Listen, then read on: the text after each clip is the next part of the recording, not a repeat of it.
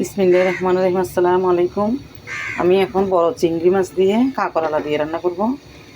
পরিমাণ মতো তেল দিচ্ছি।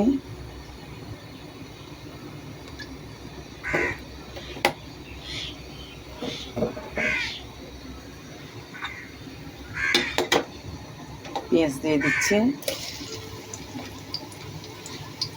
মরিচ দিলাম 2টা,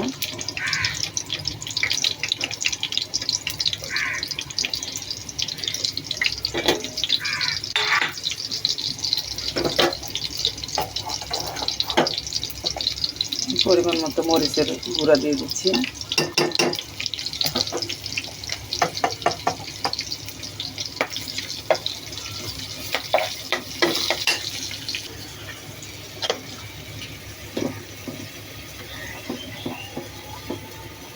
হলুদের গুঁড়া দিয়ে দিচ্ছি পরিমাণ মতো,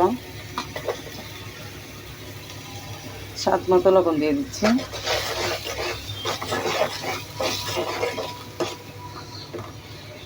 এখন আমি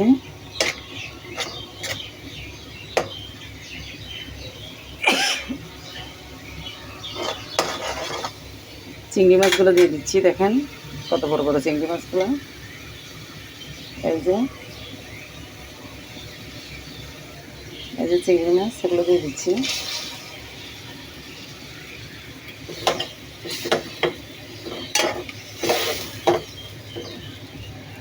এগুলো একটু কষতে থাকুক, তারপরে দিব কাঁকড়া। দেখেন আমি গলদা চিংড়ি দিয়ে দেশি কাঁকড়ালা দিয়ে রান্না করতেছি। কাঁকড়াগুলো দিয়ে দিচ্ছি। এই যে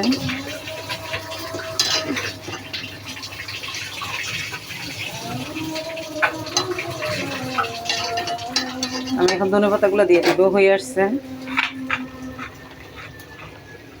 এই যে ধনেপাতাগুলো দিয়ে দিচ্ছি।